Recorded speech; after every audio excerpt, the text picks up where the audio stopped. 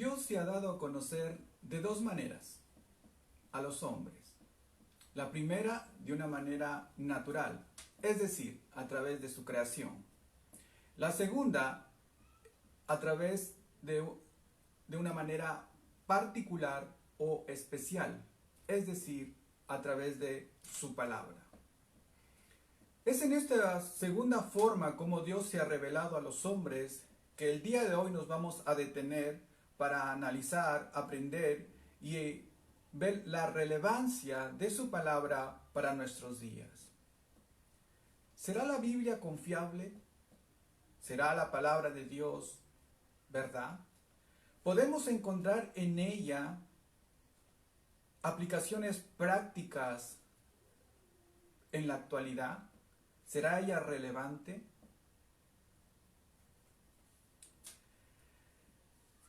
La palabra de Dios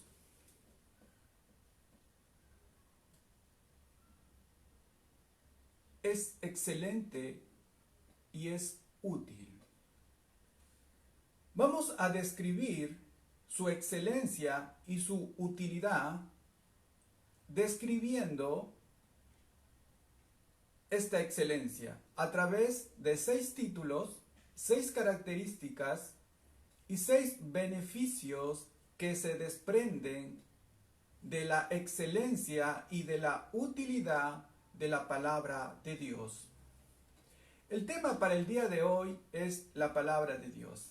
Esta forma parte de una serie bajo el título Confianza en tiempos de incertidumbre. A través de ver estos 6 títulos, 6 características y 6 beneficios que describen la excelencia, repito, y la utilidad de la palabra de Dios, vamos a ir respondiendo las preguntas que hace un momento los mencioné. ¿Será relevante la palabra de Dios? ¿Tendrá aplicaciones prácticas para nuestra vida? Es más, ¿la palabra de Dios es suficiente para todas las cosas que pertenecen a la vida o a la piedad del hombre? ¿O necesita ser complementada con otras disciplinas?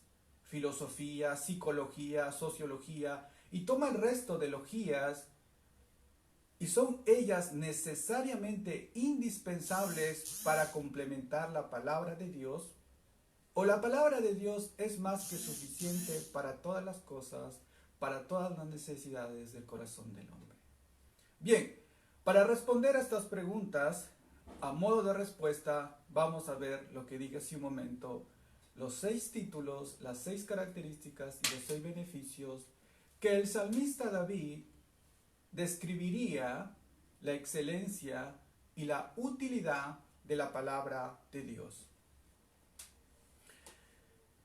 Vamos al Salmos 19 y vamos a leer 3 versículos nada más para desarrollar el mensaje del día de hoy. Salmos capítulo 19, versos 7, 8 y 9. Leemos.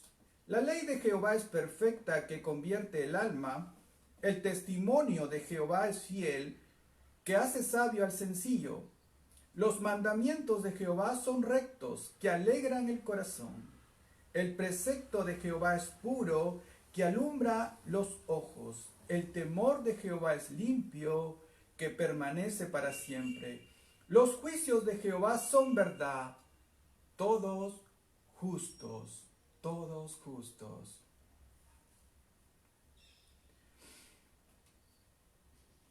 Este Salmos 19 está dividido de manera natural en 2 partes. La primera parte habla sobre la forma como Dios se ha revelado de manera natural, es decir, a través de su creación. Por eso el Salmo empieza: los cielos cuentan la gloria de Dios y el firmamento habla de la obra de sus manos. Dice que un día emite palabra a otro día y una noche sabiduría a otra noche.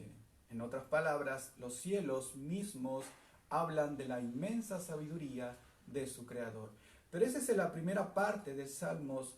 Pero quiero centrarme en la segunda parte, donde habla sobre su revelación específica o especial, es decir, en su palabra, Y el salmista pasa a describir su excelencia y su sabiduría. Acá lo hace en estos versículos.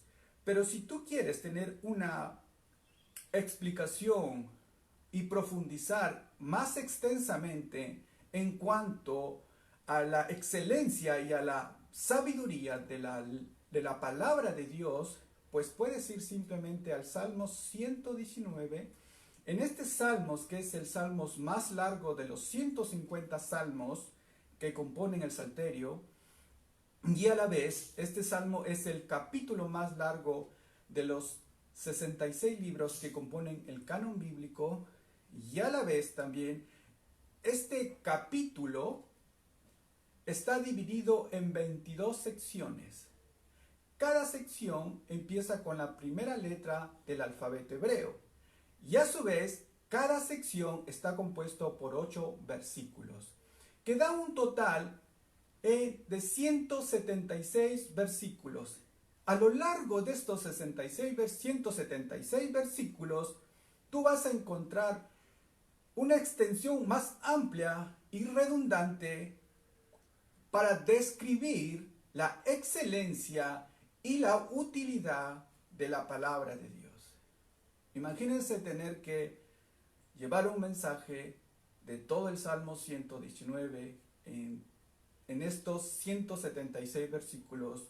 No nos tomaría los 50 minutos que suele durar estos mensajes, sino nos tomaría mucho, pero mucho más tiempo. Así que por lo tanto, vamos a ir a estos 3 versículos que describen la excelencia y la excelencia y la utilidad de la palabra de Dios a través de estos, repito, 6 títulos, 6 características y 6 beneficios. Bien, empecemos entonces con el primer versículo. La primera parte dice: la ley de Jehová es perfecta, que convierte el alma, que restaure el alma también. ¿Qué es ley en primer lugar? La ley es la Torá. ¿Y qué es ley? Simplemente traducido a nuestro idioma es instrucción, es enseñanza. A eso se refiere el salmista cuando dice que la ley de Jehová es perfecta, es decir, la enseñanza, la instrucción del Señor es perfecta. Esa es ley, es la instrucción divina para la vida del hombre. Ahora, esta instrucción, esta ley dice que tiene la capacidad de restaurar el alma del hombre. Dice que es perfecta, en primer lugar. Esta ley, esta instrucción dice que es perfecta. ¿Y qué es algo perfecto? Algo que no tiene error, algo que no tiene fallas, algo que no necesita complementarse porque ya está completo. Tú no puedes ir a la palabra de Dios, a la ley de Dios y agregarle o quitarle porque ella es perfecta, ella es completa. No hay necesidad de agregarle ni quitarle absolutamente nada. Ahora, ¿qué virtud o cuál es el beneficio que tiene la ley de Dios? Pues tiene el beneficio y la capacidad y el poder de convertir, restaurar el alma del hombre. ¿Qué es alma? En hebreo se utiliza la palabra nefesh. Nefesh se refiere a la vida, al corazón y a la persona del hombre, es decir, a su ser interior. Cuando la Biblia, en este contexto que estamos hablando, y el rey David menciona la palabra nefesh, es para referirse al corazón, a la persona, a su ser interior. Y dice que la ley de Dios tiene el poder de convertir, de restaurar el alma del hombre. Es decir, la palabra de Dios, la instrucción de Dios, tiene el poder de convertir, transformar, restaurar y perfeccionar el corazón del hombre. Es decir, la imagen de Dios en el hombre. Restaura esa imagen. Recuerda que cuando el hombre pecó, en el en el Edén, esa imagen y esa semejanza en la cual él fue diseñado, fue creado, se distorsionó. Desde ese momento a la fecha, que han pasado más de 2000 años atrás, pues se ha perdido esa imagen y el hombre cada vez es menos humano. Físicamente tú ves el reflejo de un humano, pero su manera de pensar, de sentir y de actuar dista bastante de lo que es un humano. Y podemos mencionar frases en cuanto a estas personas que tienen apariencia de humanos, pero su pensar, su sentir y su comportamiento es más parecido a una bestia que a un humano. ¿Bien? Entonces, ¿qué es lo que hace la palabra de Dios? Dice que coge a ese hombre y lo convierte, es decir, restaura esa imagen con el cual él fue creado. Va transformando su corazón, su vida. Eso es la capacidad que tiene la ley de Dios, la instrucción de Dios. La segunda parte del verso 7. El testimonio de Jehová es fiel, que hace sabio al sencillo. Mira, ahora a la palabra de Dios se le dice testimonio, y dice que ese testimonio del Señor es fiel, fiel. Este testimonio personal es fiel porque da testimonio de Él mismo. Cuando las personas se preguntan, ¿y la Biblia fue escrita por hombres o fue escrita por Dios? Permíteme llevarte a reflexionar un momento. La Biblia necesariamente ha sido escrita por Dios, solamente en sentido común. Si la Biblia fue escrita por un hombre alguno, en este caso por un hombre malo, él sería incapaz de escribir su propia maldad, su propio pecado y condenarlo tal cual como condena la Biblia el pecado del hombre. Él no haría eso. Supongamos que fuera escrito por hombre bueno. Este hombre jamás osaría falsificar la firma de Dios al momento de decir, así dice el Señor. ¿Cómo hombre alguno osaría y tomarse el lugar de Dios y decir, así dice el Señor? Hagamos al hombre a nuestra imagen y a nuestra semejanza. ¿Quién hombre alguno osaría hacer semejante acción? Tampoco por los ángeles del cielo, porque aún hay cosas en las escrituras que ellos desconocen. ¿Y cómo un autor va a escribir algo de que no conoce? El día y la hora nadie sabe, ni aún los ángeles del cielo, dice. Solamente mi Padre que está en los cielos. En referencia a la segunda venida del Señor Jesús. Entonces, solamente de esa percepción, de ese razonamiento, nosotros podemos concluir que la palabra de Dios, que la Biblia, necesariamente ha sido escrita por Dios. No hay otra opción. Ahora dice que ese testimonio es fiel. ¿Qué es algo fiel? No, si yo les preguntara o nos preguntaran, ¿les gustaría tener como compañero de vida a una persona fiel? Yo sé que al unísono todos responderían sí. ¿Les gustaría tener en el trabajo un compañero fiel? Pues sí. ¿Les gustaría tener, en cuanto a las cosas de la iglesia, en cuanto a la obra de Dios, tener hermanos fieles para con el Señor y para contigo? Es decir, ¿qué es una persona fiel? Una persona fiel es una persona confiable, una persona veraz, una persona que tú puedes hablar con él y sabes que va a conservar las cosas íntimas que le has compartido. ¿No les gustaría tener como compañero de vida, repito, a un hombre o a una mujer fiel? En el trabajo a un compañero que sepas que es confiable. En la iglesia también. Y dice que todas estas características, la palabra de Dios es fiel. Ella es confiable y es veraz, es firme, es fiel el testimonio de Dios.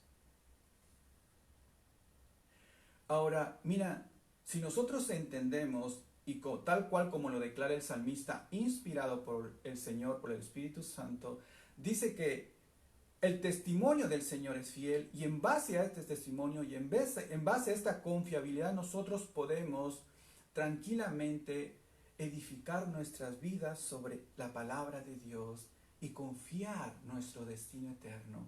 ¿Por qué? Porque ella es confiable, porque ella es fiel. La palabra de Dios, el testimonio de Dios es confiable. Edifica tu vida sobre este fundamento y confía tu destino eterno sobre la veracidad, la fiabilidad de la palabra de Dios. No te arrepentirás. Muy bien. ¿Qué más dice? Que hace sabio al sencillo. Hace sabio al sencillo, dice el testimonio del Señor que es fiel. Ahora, la palabra traducida como sencillo en el Antiguo Testamento era para referirse a un hombre de mente abierta. No sé si ha escuchado usted, lo más probable es que sí, la frase que dice, yo soy un hombre o soy una mujer de mente abierta. Y cuando la persona se expresa de esa manera, en el contexto contemporáneo, pues es sinónimo de que es una persona abierta a nuevas teorías, es una persona abierta a nuevos conceptos, ella no es una persona cerrada de mente, sino es una persona de mente abierta. Entonces, en nuestro contexto, cuando una persona dice que es de mente abierta, es sinónimo de algo bueno o positivo para su vida, habla bien de esa persona.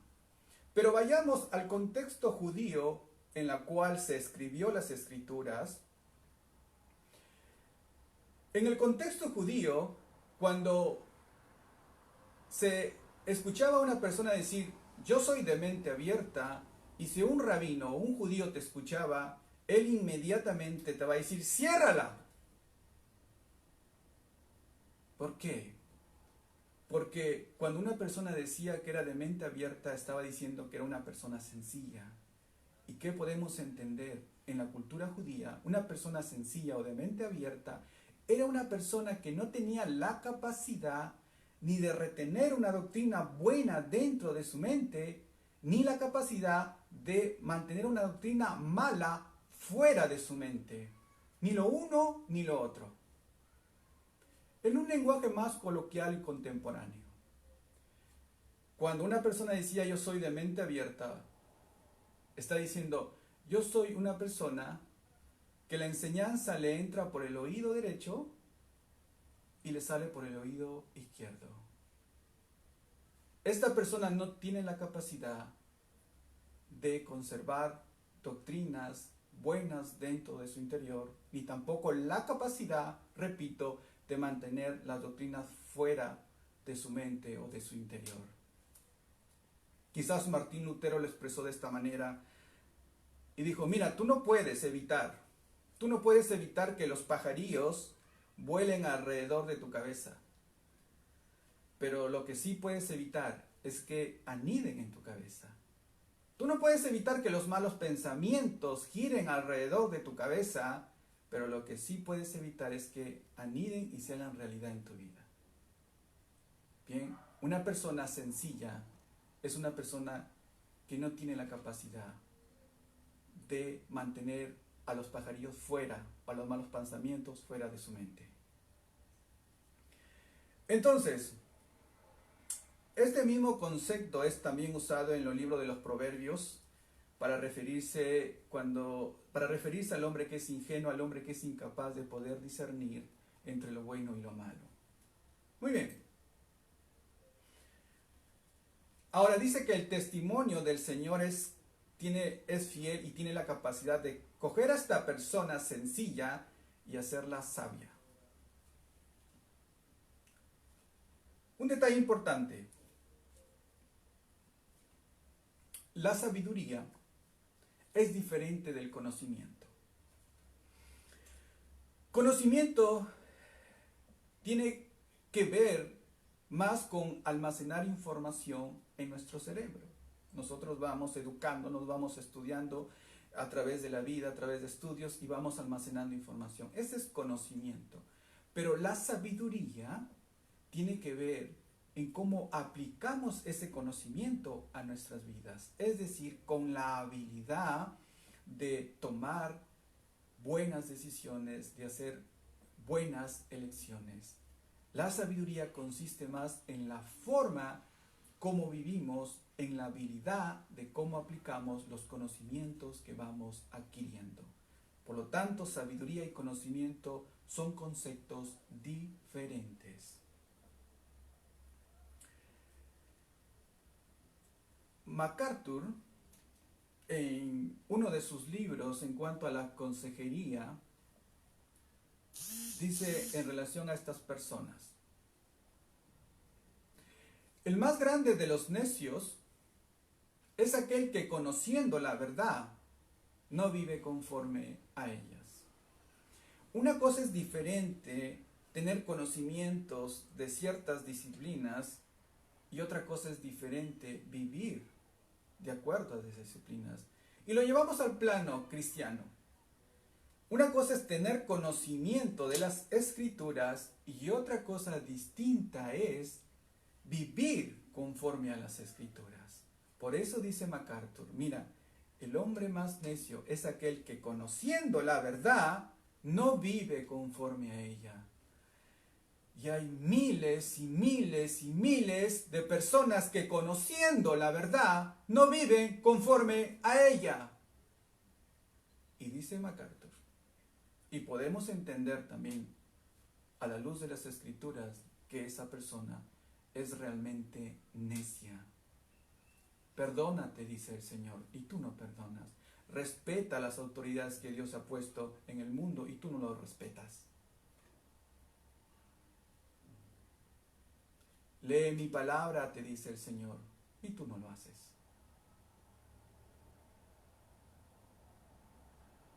Déjate de rencores en tu corazón y tú no lo haces. Tú conoces la verdad, pero no vives conforme a ella. Y la Biblia dice que realmente es necio conocer la verdad y no vivir conforme a ella. Entonces, conocimiento con sabiduría son dos conceptos diferentes. Y dice que la palabra de Dios tiene la capacidad, el testimonio del Señor es fiel, que hace sabio el sencillo. Él coge, la palabra de Dios coge a un hombre sencillo, de mente abierta, que no tiene la capacidad de discernir, y lo convierte en un hombre sabio, en un hombre hábil, que ha aprendido a vivir, a tomar buenas decisiones, a vivir conforme a la verdad de la palabra de Dios. Ese es un hombre sabio. Muy bien, en este primer versículo, en el verso 7, acabamos de ver dos títulos, dos características y dos versículos. ¿Cuáles son los títulos? Pues es ley y testimonio. ¿Cuáles son las dos características? Pues primero, que es perfecta, y segundo, que es fiel. ¿Y cuáles son los beneficios? Que tiene la capacidad de convertir, restaurar el alma del hombre y también de coger a un hombre sencillo y hacerlo sabio. Muy bien, vamos con el siguiente versículo, el verso 8. Dice que los mandamientos de Jehová son rectos, que alegran el corazón. Cada vez que leo este versículo, pues me alegra el corazón. Dice que los mandamientos del Señor son rectos, que alegran el corazón del hombre. Y realmente alegran el corazón del hombre. No hay nada más puro y más trascendente, y más sabio y más perfecto, y más útil para nuestras vidas que la palabra de Dios. Ella es maravillosa. Y miren, y en segundo versículo, en el versículo 8, dice que los mandamientos del Señor son rectos, que alegran el corazón del hombre.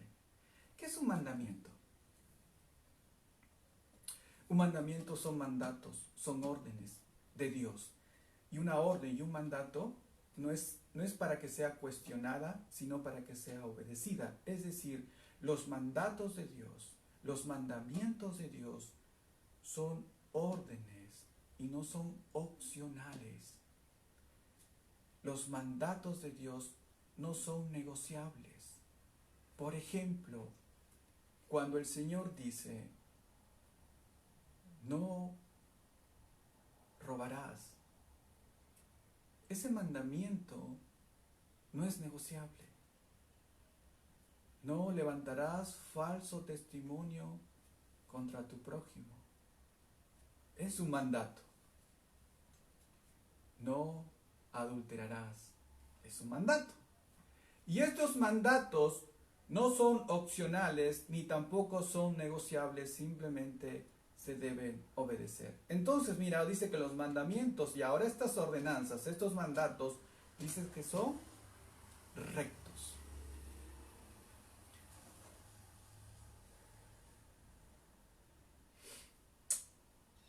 Nosotros, gracias a Dios, no somos dejados a la deriva en este océano de la vida, donde cada quien tiene su percepción o su interpretación de la verdad. Hay 5 personas en una sala y cada quien tiene su propia versión de la verdad. ¿Cómo saber cuál es la verdad? Pues lo estamos analizando. Su palabra dice que es recta. La palabra de Dios es verdad. Cuando nosotros nos encontramos en algún tipo de situación o de controversia y queramos nosotros saber cuál es lo correcto a seguir, cuál es el estándar a seguir, pues simplemente la palabra de Dios establece la norma, establece el estándar, establece la verdad objetiva, establece la verdad absoluta. Ella determina lo que está bien y lo que está mal, lo que es correcto y lo que es incorrecto. No tu opinión, no mi opinión, no la opinión de la mayoría, sino lo que está establecido. Te doy un ejemplo. Supongamos que el mundo, la Biblia dice que no debes robar. Y el mundo, el 99% dice que sí debes robar y que es lo correcto. En ese aspecto, la palabra, la verdad de la palabra de Dios prevalece aún por encima de la opinión del mundo. Ella es recta y establece el estándar a seguir. ¿Cuál es el resultado de que el hombre se exponga al testimonio de Dios, a la palabra de Dios que es recta? Dice que va a alegrar el corazón del hombre. Alegrar el corazón del hombre. La vida de gozo genuino es el resultado de una vida que camina bajo los estándares o bajo los parámetros que establece la palabra de Dios. El hombre que camina bajo los estándares de la palabra de Dios realmente tiene un gozo genuino. El hombre que no, el hombre que ha puesto a un lado a Dios, de la ecuación de su vida lo ha sacado, ese hombre no tiene gozo, no tiene paz, no tiene contentamiento, no hay dirección en su vida. Él siempre anda buscando y buscando llenar ese vacío que solo le pertenece a Dios. La verdadera felicidad, el verdadero contentamiento es el resultado de vivir conforme a los estándares establecidos por la palabra de Dios. Las personas suelen razonar de la siguiente manera. Suelen ver las verdades de las Escrituras como vallas de prohibiciones y que estas vallas lo restringen de una vida libre. Le van a quitar el gozo de su vida. Como ya meses atrás una amiga, conversando sobre el Evangelio, me dice, a mí me gusta bailar y bailar es parte de mi esencia. Y si yo me hago cristiana, tengo entendido que debo dejar de bailar y si dejo de bailar voy a perder parte de mi personalidad.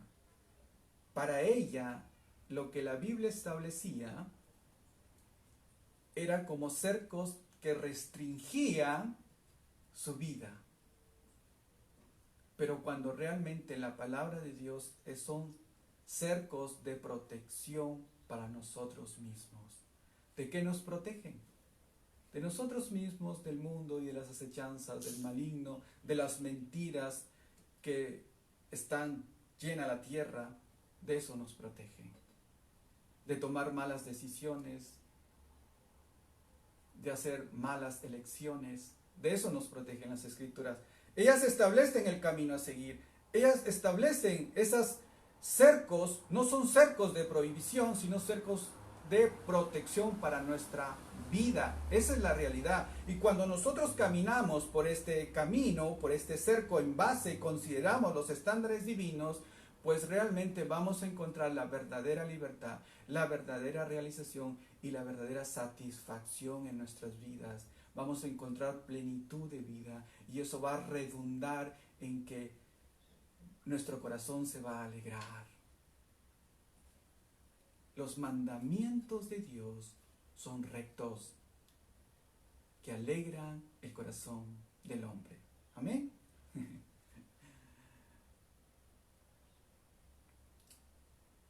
Las Escrituras tienen una respuesta para cada necesidad del corazón del hombre. Mira en este aspecto cómo las Escrituras, la palabra de Dios, da dirección y trae consuelo y trae alegría a nuestras almas.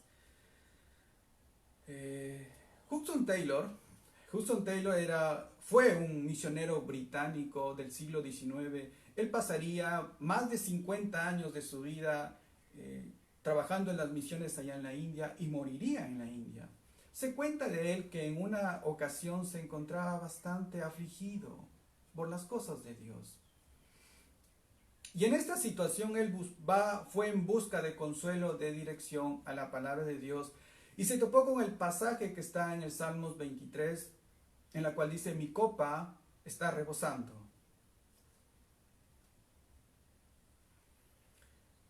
Taylor, razonando, pensando en esta verdad y reflexionando, se dirigió al Señor. Y le dijo, Señor, mi copa dista bastante de estar rebosando. No hay dinero para las misiones. Hay muchas diferencias entre ellos. Y no veo solución posible actualmente. Pero tú eres eterno y tu palabra es eternamente verdad. Por lo tanto, a pesar de mis circunstancias, a pesar de mis sentimientos, yo creo en ella. Creo que es verdad. Y confío en ella. Nuestras circunstancias y nuestros sentimientos varían. La palabra de Dios no. Para siempre, oh Señor, tu palabra permanece en los cielos. Dice el Salmo 119, 89. Para siempre, oh Señor, tu palabra permanece en los cielos. Amén. Amén. Vamos con la segunda parte del verso 8 que dice, el precepto de Jehová es puro que alumbra los ojos. Ahora se le dice precepto a la palabra de Dios. Dice que es puro. ¿Qué es un precepto? Un precepto es una pauta o un principio divino. Eso es un precepto. Son principios divinos. Y estos principios están establecidos ahí para dirigir nuestras vidas. Muchas veces tú vas a encontrar en las Escrituras mandamientos específicos. Y cuando no encuentres mandamientos específicos para una situación especial o específica en tu vida, vas a encontrar un principio. Por ejemplo, en la Biblia no hay un mandamiento específico que diga que está prohibido fumar. Un fumador te va a decir a ti, dime en la Biblia, cítame un versículo literalmente donde diga es malo fumar. no vas a encontrar un mandamiento específico. Pero eso no quiere decir que no vas a encontrar un principio divino.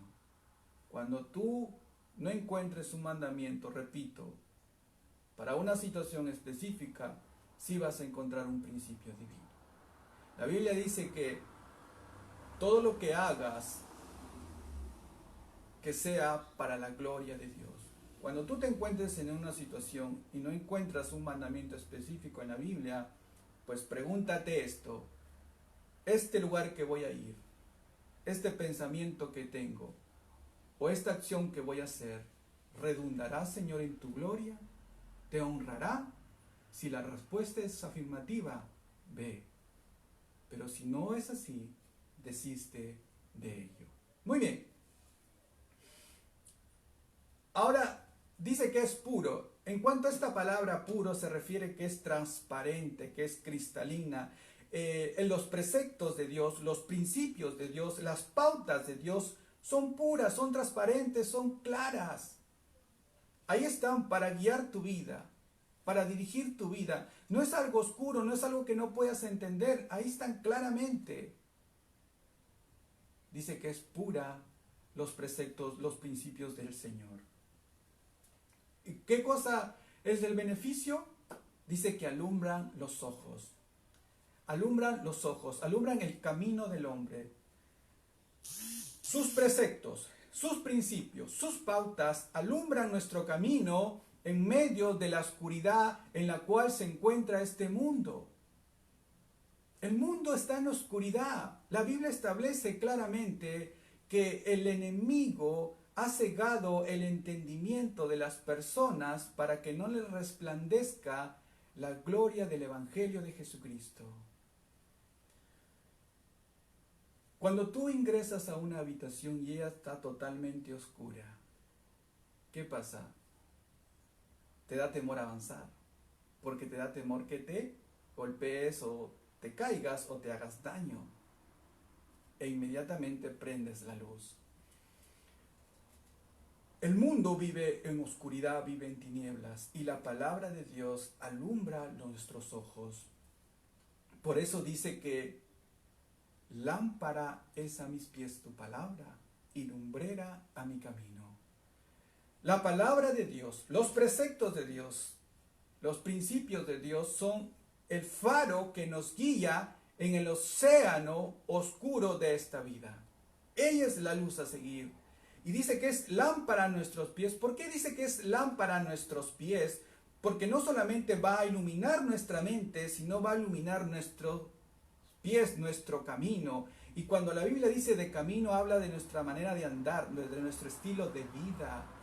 La palabra de Dios no solamente debe ser oída y almacenada, sino debe ser practicada. Por eso dice, el más grande de los necios es aquel que, conociendo la verdad, no vive conforme a ella. Conocimiento y sabiduría.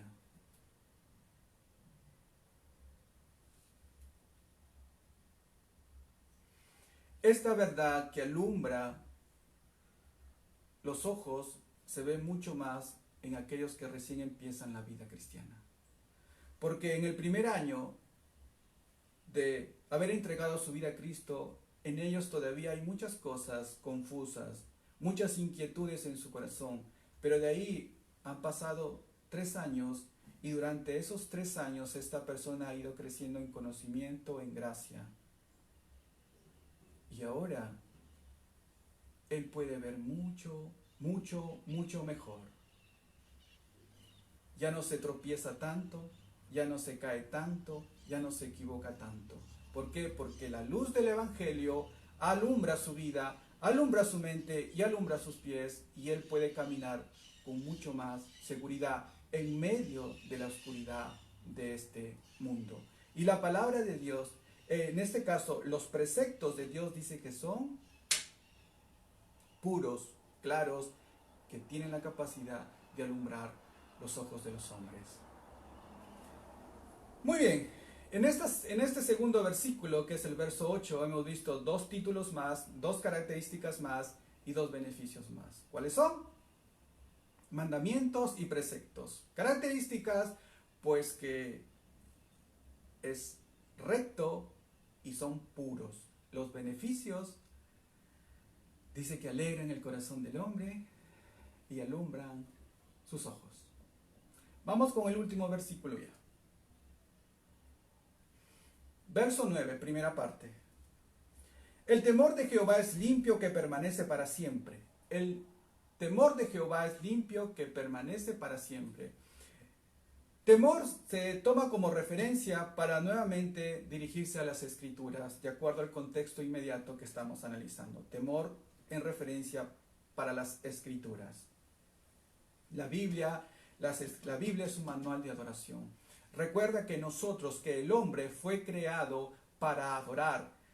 Él adora a alguien. Él siempre, su inclinación es adorar porque así fue diseñado. Ahora, la pregunta es, ¿a quién estás adorando?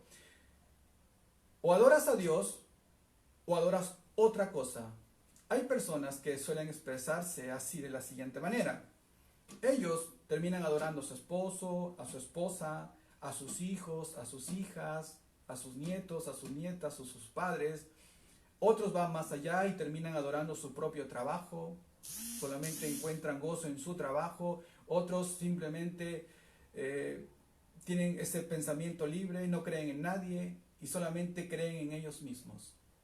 Pero al final el hombre, como fue diseñado para adorar, termina adorando a los demás, a su trabajo, a sus estudios o a él mismo, pero al final está adorando a alguien. Ahora la Biblia nos dice cómo y a quién adorar.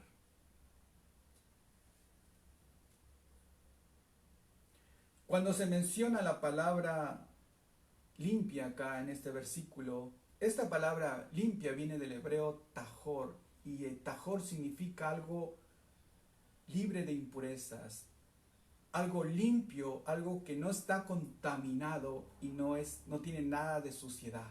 Eso es algo limpio.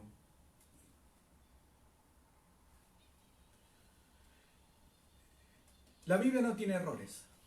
Ella es inerrante, es perfecta, como acabamos de ver en la primera característica. Tú no vas a encontrar en la Biblia ninguna representación incorrecta en cuanto a Dios, en cuanto a los hombres, en cuanto a los ángeles, en cuanto a Satanás o en cuanto a sus demonios caídos.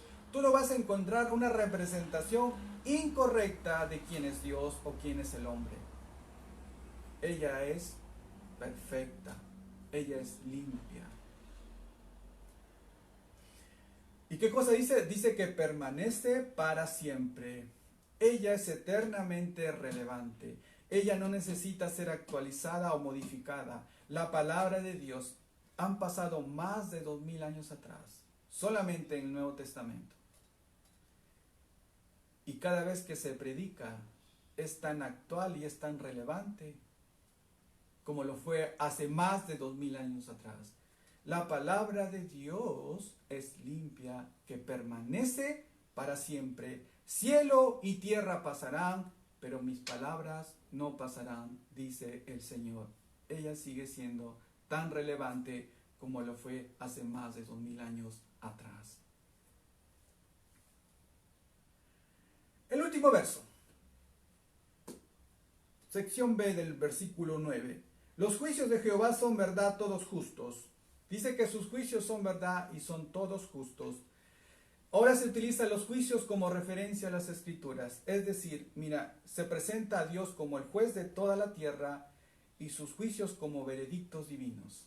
Dios juzgará la tierra de acuerdo a su palabra. De acuerdo a su palabra. Esos son sus veredictos divinos. Y dice que todos sus juicios son verdaderos y todos justos. Entonces, miren, en estos 3 versículos que acabamos de analizar, hemos visto 6 títulos, 6 características y 6 beneficios. Y estos describen a la palabra de Dios como ley, como testimonio, como mandamientos, como preceptos, como temor y como juicio. Sus características, pues ella es perfecta, su palabra de Dios es perfecta.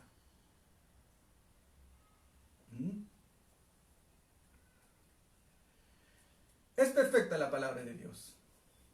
Ella también es pura, es recta, es verdadera, es limpia y permanece para siempre. Y los beneficios también que nosotros podemos desprender de lo que el salmista está diciendo, pues los beneficios que tiene la palabra de Dios es que convierte el alma del hombre, que hace sabio al sencillo, que alegra el corazón, que alumbra nuestro caminar, que permanece para siempre y es toda justicia. En cuanto a esto, quiero terminar con algunas aplicaciones y con algunas conclusiones en cuanto a estas descripciones para nosotros entender y comprender la excelencia y la utilidad de la palabra de Dios. Algunas conclusiones nada más y aplicaciones, y con esto ya vamos cerrando. En su palabra encontramos una respuesta para cada necesidad y para cada situación del corazón del hombre. Hay una respuesta en la palabra de Dios para cada situación y para cada necesidad del corazón del hombre. Acá están las respuestas. Repito, vas a encontrar a veces mandamientos específicos o vas a encontrar principios divinos, pero las respuestas que todo hombre necesita conocer se encuentran en su palabra. Segundo, en su palabra encontramos salvación y luz para el camino. Dice que ella es perfecta y por lo tanto tiene la capacidad de convertir, de restaurar el alma del hombre. En ella podemos ser salvos y ella es luz para nuestro camino. Ella nos alumbra en medio de la oscuridad de este mundo. Tercero, dice su palabra es más deseable que el oro y más dulce que la miel. Dulce que la miel. Y en los versos del 11 al 13 dice que la palabra de Dios también nos amonesta. La palabra de Dios también nos hace ver nuestros errores que estamos ocultos. La palabra de Dios también nos guarda de la soberbia y la palabra también nos guarda de ser rebeldes. El salmista dice, Señor, tu palabra, con ella soy amonestado. Líbrame, Señor, de las soberbias, que no se enseñoreen de mí, entonces seré íntegro y seré libre de toda rebelión. Y por último, ya en el verso 14 que termina este Salmos 19, nosotros, al entender un poco más, a través de estos títulos, características y beneficios que acabamos de analizar, podemos observar y entender cuán excelente y cuán relevante es la palabra de Dios para nuestras vidas.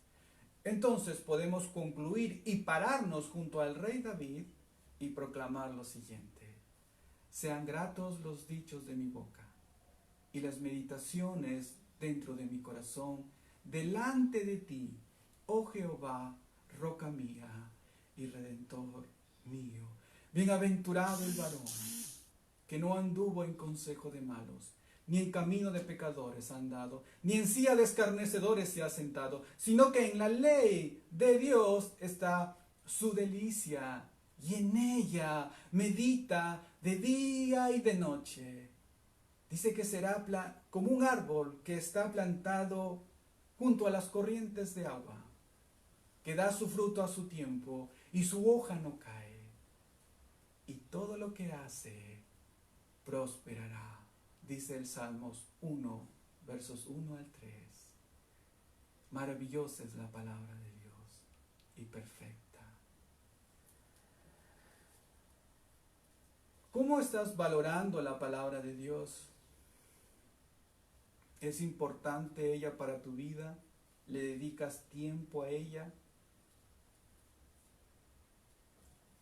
En cuanto a eso, una madre cristiana con su pequeña hija de 8 años le insistía y le decía lo siguiente: hija, ven a estudiar para tu lección de escuela dominical con la Biblia de tu madre. Y la niña no quería estudiar, quería seguir jugando. La mamá insistiendo, hija, ven a estudiar con la Biblia de tu madre para la lección de tu escuela dominical. La niña, a la insistencia de su mamá, le dice, está bien, mamá, voy a estudiar para mi lección, pero lo voy a hacer con la Biblia de mi abuelo, porque es más interesante. La madre, pensando en lo que su hija acababa de decir, le dice, hija, pero ¿por qué dices eso? Si la Biblia de tu abuelo con mi Biblia es la misma, tiene el mismo contenido, con la diferencia que la Biblia de tu abuelo tiene la letra más grande. Pero ¿por qué dices que es más interesante? Porque mi abuelo pasa más tiempo con ella.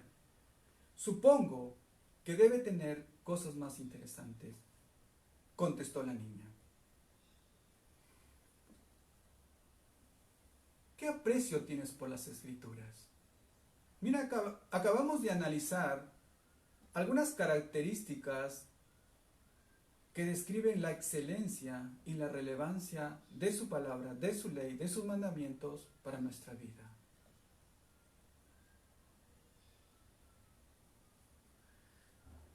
La Biblia establece que ella es la verdad. Dedícale tiempo y encontrarás la salvación de tu alma. Amén. Vamos a orar.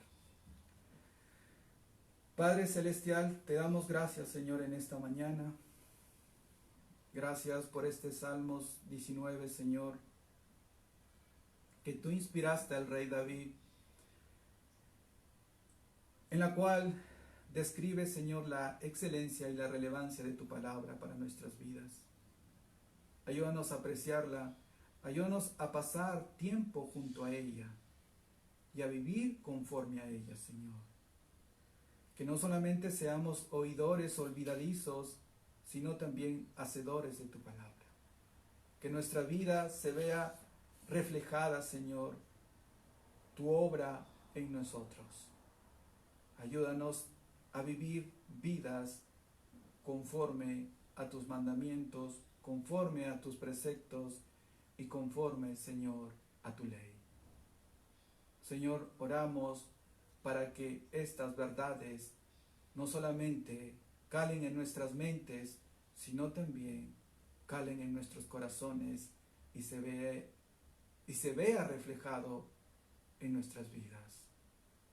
Oramos en el nombre de tu Hijo Jesucristo. Amén.